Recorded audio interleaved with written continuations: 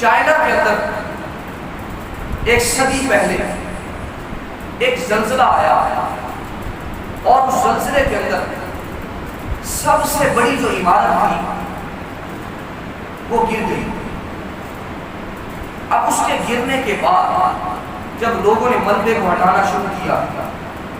اور وہاں سے انسانوں کو برآمد کرنا شروع کر دیا، کوئی زندہ ملے کوئی مردہ ملے، اب ایک عورت وہاں سے ملی جس نے اپنے سینے پر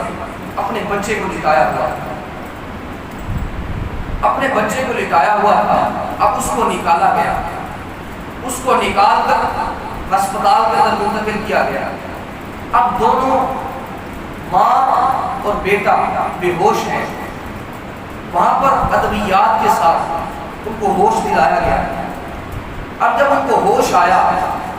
تو ان سے پوچھا گیا کہ بتاؤ تم اس ملبے کے ڈھیر کے اندر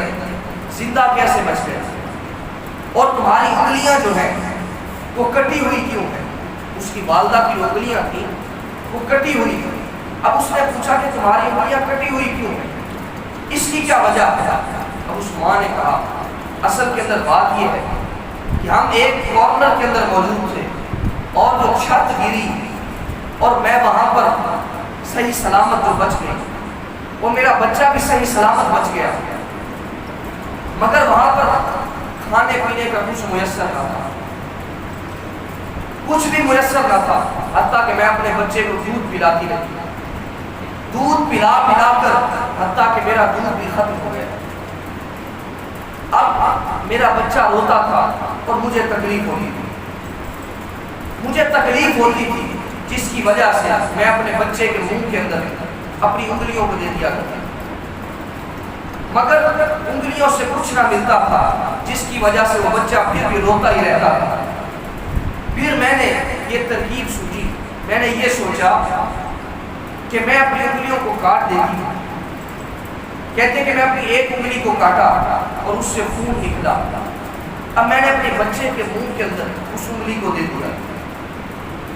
اب میرا بچہ اس خون کو پیتا تھا اور سکون حاصل کر دیتا تھا، خاموش ہو جاتا تھا، حتیٰ کہ جب پھر بھوک لگتی تھی پھر میں دوسری انگلی کو کاٹ ڈالتی، اس کا خون بھی اپنے بچے کو پلا دیتی۔ اس وجہ سے کہیں میرے بچے کی موت نہ واقع ہو جائے، یہ ماں کی مانگ تھا، اس وجہ سے کہیں میرے بچے کی موت نہ واقع ہو جائے، حتیٰ کہ میں نے ساری انگلیوں کو کاٹ ڈالا اور اپنے بچے کو خون پلا کر اپنی انگلیاں کاٹ ڈالی۔ جب ساری انگلیاں کٹ گئی مگر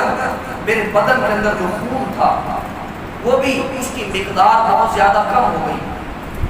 اب ایسا ہوا کہ میرا بچہ بھی بے ہوش ہو گیا اور میں بھی بے ہوش ہو گئی۔ اس وجہ سے میری انگلیاں کٹی ہوئی ہیں اور میں وہاں پر بے ہوشی کی حالت میں موجود ہوں۔ ذرا اندازہ کریں، ملبے کے ڈھیر کے اندر ماں خود بھی زندگی اور موت کی کشمکش کے اندر ہے، مگر اپنے بچے کو اس قدر زندگی دے رہی ہے، اس کو خوراک مہیا کر رہی ہے، خود موت پسند کر سکتی ہے، خود قربان ہونا پسند کرتی ہے، مگر اپنے بچے کی جان پر سمجھوتا نہیں ہے، اپنے بچے کی پھر بھی زندگی کے لیے دعائیں کرتی ہے۔ یہ ماں کی ممتا